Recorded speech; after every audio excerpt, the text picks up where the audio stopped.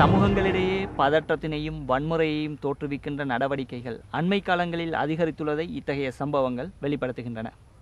அதே நேரம் மத ரீதியான நெருக்கடிகளுக்கும் அச்சுறுத்தல்களுக்கும் சிறுபான்மை சமூகங்கள் முகங்கொடுத்துள்ளதையும் காணக்கூடியதாக இருக்கின்றது.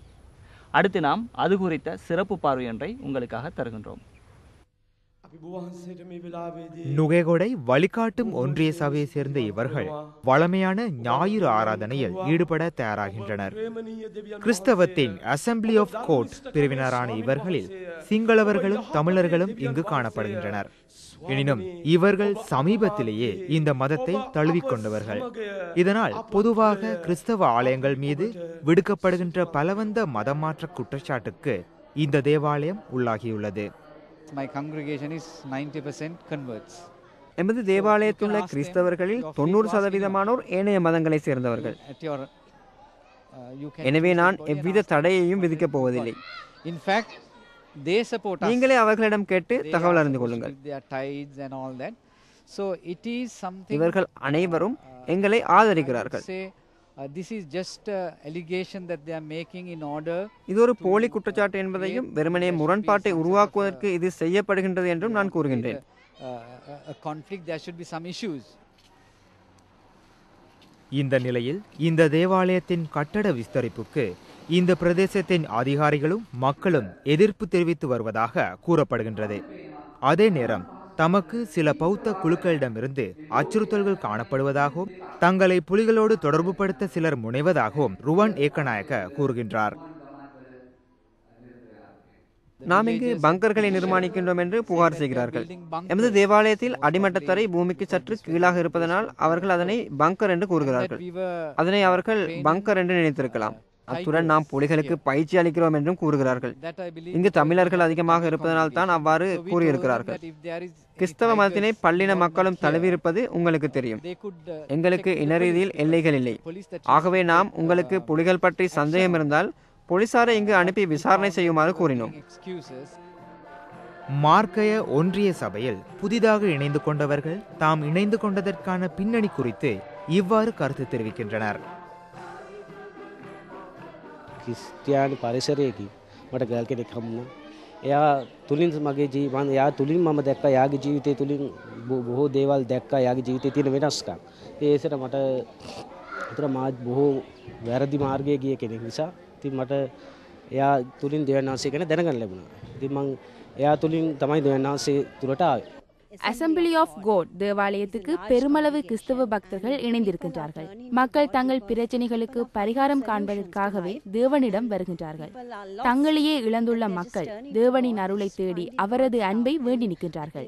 அசம்பிளி ஆஃப் கோட் தேவாலயத்தில் பெருமளவு மக்கள் இருப்பதனால் அவர்களின் மூலம் பல்வேறு மதங்களைச் சேர்ந்தவர்கள் இந்த உண்மையை அறிந்து கொள்கின்றார்கள்.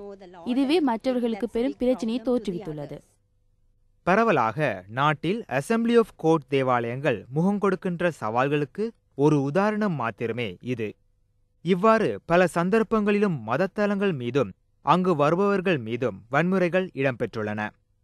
2002 முதல் 200 சம்பவங்கள் மதங்களுக்கு எதிராக இடம்பெற்றுள்ளதாக ஊடக அறிக்கைகள் குறிப்பிடுகின்றன.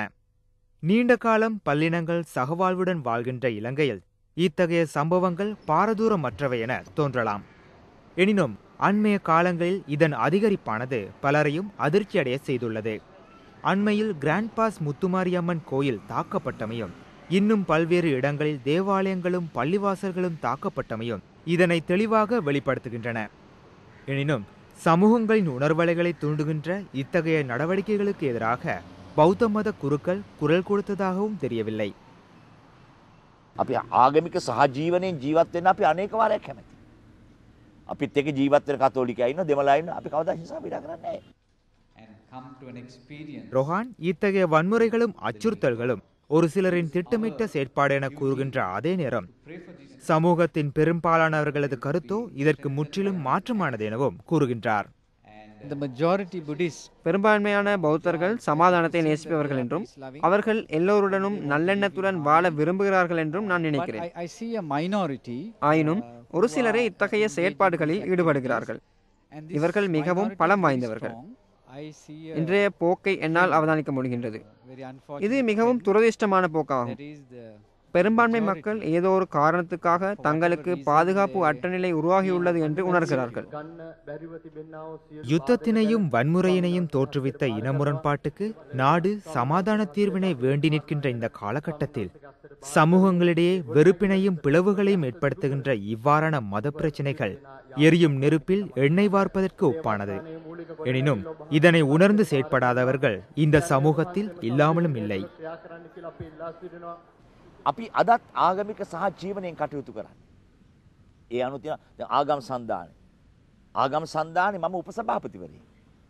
ඒකේ බෞද්ධ, ක්‍රිස්තියානි, කතෝලික, හින්දු, මුස්ලිම් මේ ආගම් හතරම නියෝජනය වෙනවා. ඒ ආගම් සන්ධානය තුලින් අපි පොදු රටේ ජාතික ආගමික ප්‍රශ්නවලදී අපි හැම වෙලේම එකමුතුව ක්‍රියා කරනවා. ஒற்றுமை, அகிம்சை என்ற வார்த்தைகள் சகல மதங்களும் உச்சரிக்கின்ற தாரக மந்திரமாகும். எனினும் ஒரு சில விஷயங்களின் செயற்பாடுகள் மதங்களின் அடித்தளத்தையே சிதறடிக்கின்றன என்பதை அனைவரும் புரிந்து கொள்ள வேண்டும்.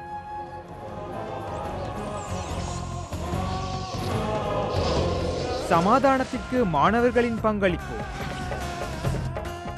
நல்லூர் வருடாந்த உற்சவம்.